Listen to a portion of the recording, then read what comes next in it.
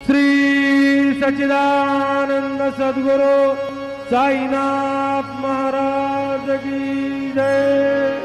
आरती साई बाबा सौख्यदातार जीवा चरण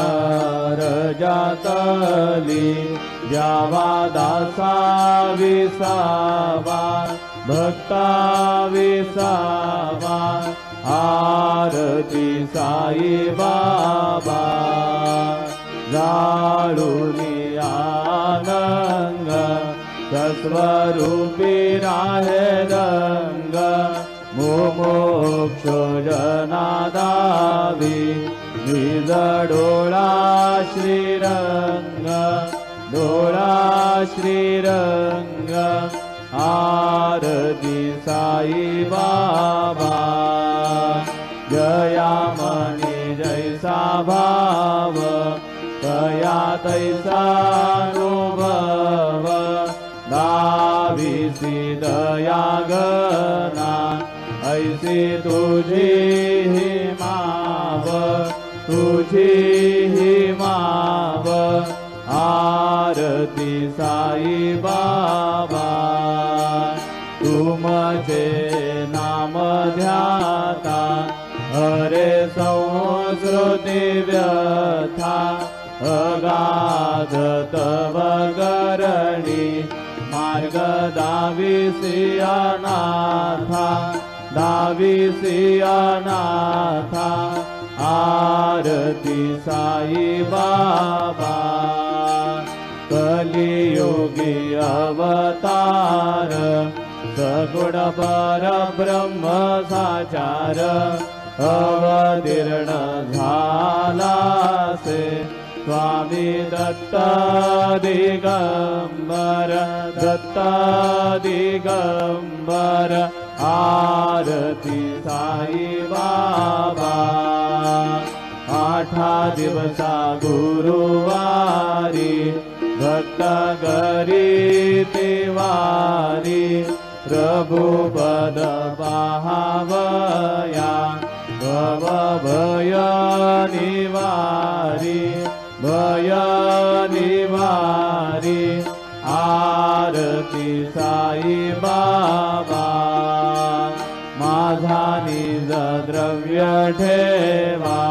तव चरण रज सेवा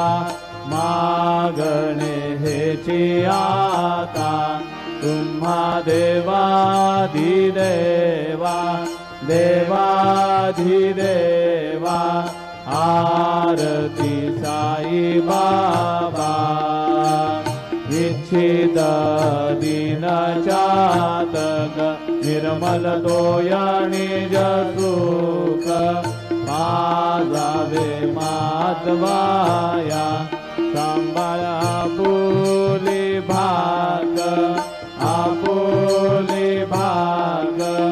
आरती साई बाबा सौख्यदातार जीवा चरण रजातली द्यावा दासा विसावा भक्ता विसावा। आरती साई बाबा शिर्डी माझे पंढरपूर साई बाबा रमावर बाबा रमावर साई बाबा रमावर शुद्ध भक्ती चंद्रभागा भाव कुंडलिक जागा कुंडलिक जागा भाव कुंडलिक जागा। याहो याहो अवघे जन करू बाबांसी वंदन साईंसी वंदन करू बाबांसी वंदन धडू म्हणे बाबा साई भाव पाव माझे आई पाव माझे आई धाव पाव माझे आई। झालेलो डांगड वंदीन जरड डोळ्यान पाहिन रूप तुझे प्रेमे अलिंगिनानंद पूजिन भावे वारिन मणे नाम त्वमेव माता च पिता त्वमेव त्वमेव बन्धुश्च सखा त्वमेव त्वमेव विद्या द्रविणं त्वमेव त्वमेव सर्वं मम देव देव कायेन वाचा मनसेन्द्रियैर्वा बुद्ध्यात्मना वा प्रकृति स्वभावा करोमि यत् सकलं परस्मै नारायणाय समर्पयामि अच्युतं केशवं रामनारायणं कृष्णदामोदरं वासुदेवं हरिं श्रीधरं माधवं गोपिकावल्लभं जानकी नायकं रामचन्द्रं भजे हरे राम राम राम हरे हरे हरे कृष्ण कृष्ण कृष्ण हरे हरे श्री गुरुदेव दत्त अनंता तुला ते कसे रे स्तवावे अनंता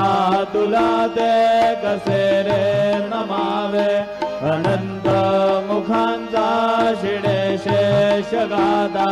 नमस्कार साष्टांग श्री साईनाथा स्मरावे मनी त्वत्पदा नित्य भावे उरावे तरी भक्तीसाठी स्वभावे करावे जगातारुणी माय दाता नमस्कार साष्टांग श्री साईनाथा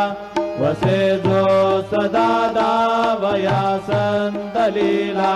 दिसे आज्ञ लोकान परी जो जनाला परी अंतरी ज्ञान कैवल्य दाता नमस्कार साष्टांग श्री साईनाथा बराला धला जन्म हा मानवाचा नरासार्थका साधनीभूत साचा धरू साई प्रेमा गळाया अहंता नमस्कार साष्टांग श्री साईनाथा धरावे करी सानल पद्मबाला करावे अमाधन्य चुंबो निघाला मुखी गाद प्रेमे कराग्रास आता नमस्कार साष्टांग श्री साईनाथा सुरादी गजांच्या पदावंदितादी शुगादी गजादे समानत्व देती प्रयागादि तीर्थे पदी नम्र होता नमस्कार साष्टांग श्री साईनाथा तुझ्या ज्या पदा पाहता गोपबाली सदा रंगलीचे स्वरूपे मिळाली घरी रास क्रीडा सवे कृष्णनाथा नमस्कार साष्टांग श्री साईनाथा तुला मागतो मागणे कद्यावे करा जोडितो दीन अत्यंत भावे भवी मोहनी राज हातारी आता नमस्कार साष्टांग श्री साईनाथा कैसा ये साई दिगंबरा अक्षय रूपावतारा सर्वै व्यापक तू कृति सारा अनुसयात्री कुमारा बापाये बा काशी स्नान जपा प्रतिदिवशी कोल्हापूर भिक्षेसी निर्मल नदी तुंगा जलप्राशी मित्रा माऊर देशी ऐसा येवा जोडे लोंबत से वामगरी त्रिशूल रमरोधारी भक्ता वरद सदा सुखकारी देशिल मुक्तिचारी ऐसा येवा पाये पादुका जपमाला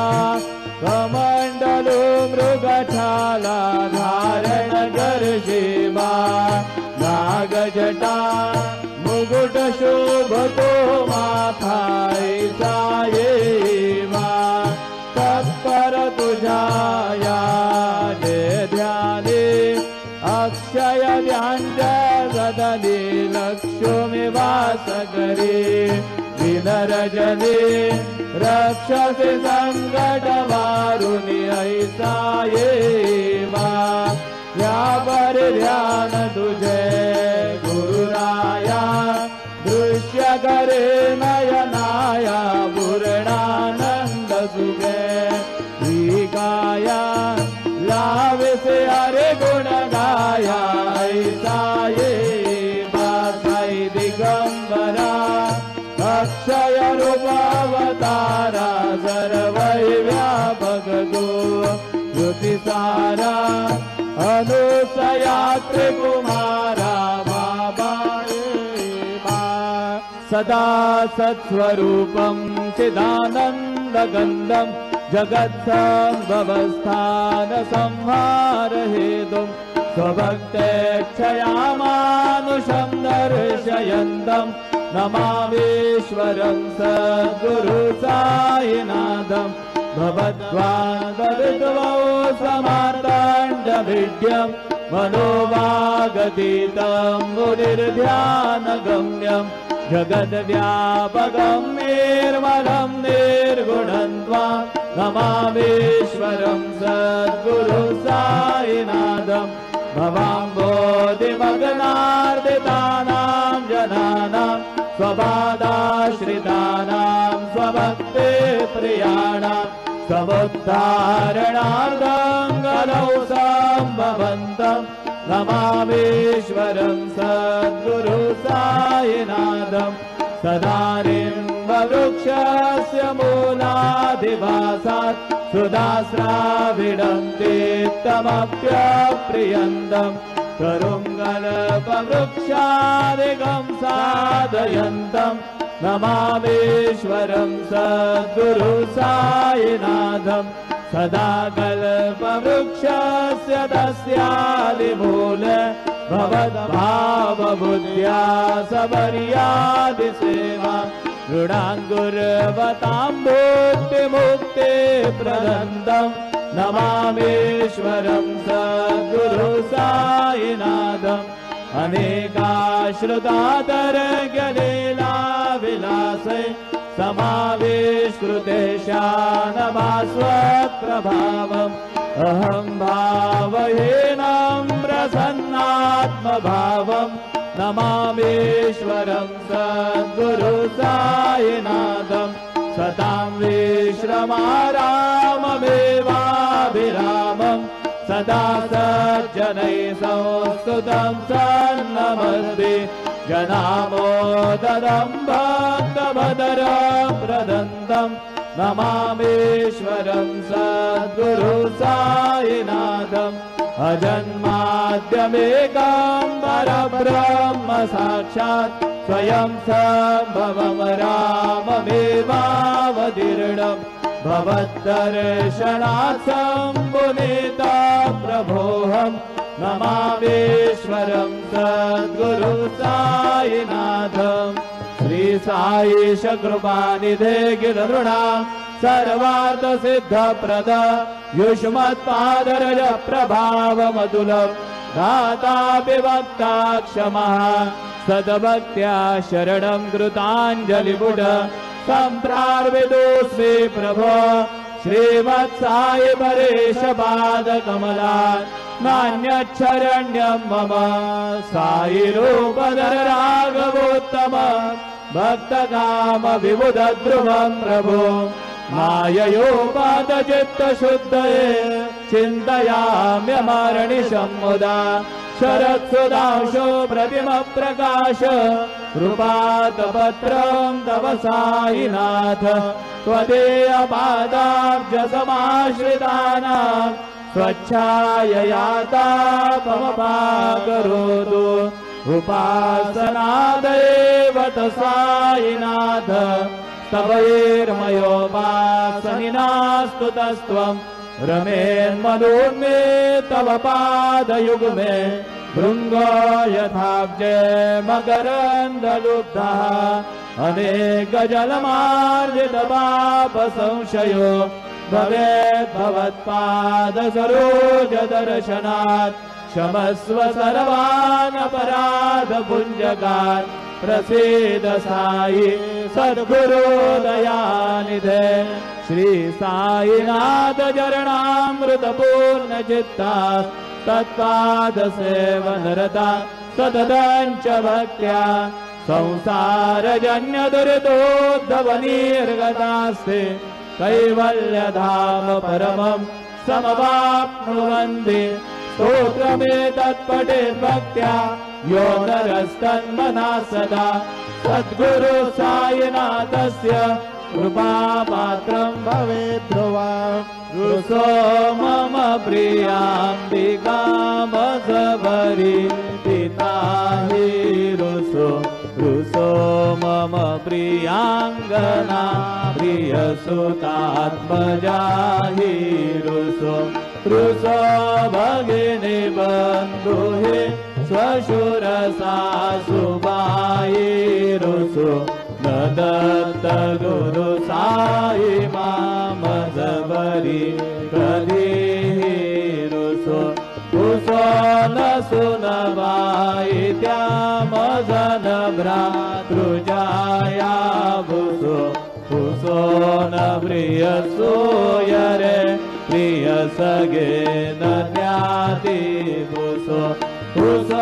सुहृदना सखा स्वजननाथ बन्धु भुसो परीन गुरु साई माम सबरी कधी रुसो न बला मूले तरुण वृद्धहीना भुसो न गुरु धागुडे मजन थोर साने भुसो न जबले बुरे सुजन साधुहीना भुसो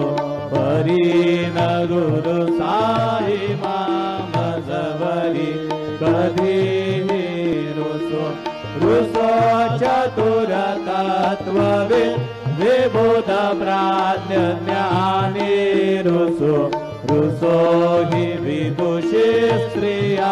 कुशल पंडिता हि रुसो महीपति यति भजगतापसी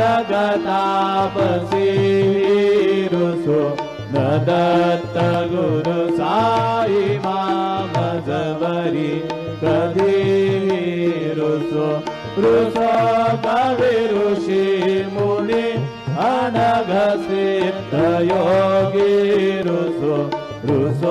हि गृह देवतानि कुलग्राम देवी रुसो फल पिशाचहि मलिन डाकिनी रुसो न दत्त गुरु साई माम जबरी कधी रुसो मृग गगद्रुमि अखिल जीव जन्तु रुसो विटप प्रस्तरा अचल आपगाब्धि रुसो खपवनाग्निवारवनि पंचतत्त्वे रुसो न दत्त गुरु साई माम जबरी कधी रुसो विमल गिन्नरा अमल यक्षणी रुसो शशि खगादिः गगनि तारकाहि रुसो अमर राजहि अदय धर्म राजा रुसो न दत्त गुरु साई माम जबरी कधी रुसो मन सरस्वती चपल चित्तते हि रुसो वपु दिशाखिला कठिन गाल तो ही रुसो सगल विश्व ही मयि तु ब्रह्म गोल रुसो न दत्त गुरु साई मामजवरी कधीही रुसो विमूढ मनुनी हसो मदन मत्सराहीडसो पदाभिरुचि उल्लसो जनन गर्दमीनापसो न दुर्गधृति साधसो अशिव भाव मागे गसो प्रपंची मन हेरुसो दृढ विरक्ती चित्ते ठसो कुणाचे हे घृणानसो न च स्पृहा कशाची असो सदैव हृदये वसो मनसि ध्यानि साई वसो पदे प्रणय रसो निखिल दृश्य मादिसो न दत्त गुरु साई मा उपरियाचने नारुसो हरि ओम यज्ञेन यज्ञमयजन्त देवा सानि धर्माणि प्रथमान्यासन्न तेह नागं महिमान स्वजन्त यत्र पूर्वे साध्या सन्ति देवाः ॐ राजाधिराजाय प्रसह्य साहिने नमो वयं वै श्रवणाय कुर्महे समे कामान् कामकामाय मह्यम् कामेश्वरो वै श्रवणो दधातु कुबेराज वै श्रवणाय महाराजाय नमः ॐ स्वस्ति साम्राज्यं भोज्यं स्वराज्यं वैराज्यं मारमेष्ठ्यं राज्यं महाराजमाधिपत्यमयं समन्तपर्याः ईशात् सार्वभौमः सार्वायुषान् ददात् परार्धात् पृथिव्यै समुद्रपर्यन्ताय एकरारदिरपेश श्लोको विगीतो मरुतः परिवेष्टारो मरुतस्यावसङ्गृहे आवीक्षितस्य कामप्रेत विश्वे देवा सभासदैति श्रीनारायण वासुदेवाय सच्चिदानंद सद्गुरु साईनाथ महाराज की जय। करचरण कृतं वा कायजं कर्मजं वा श्रवणनयनजं वा मानसं वा अपराधं विहितमविहितं वा सर्वमेतत् क्षमस्व। जय जय करुणाब्दे श्री प्रभो साईनाथ श्री सच्चिदानंद सद्गुरु साईनाथ महाराज की जय।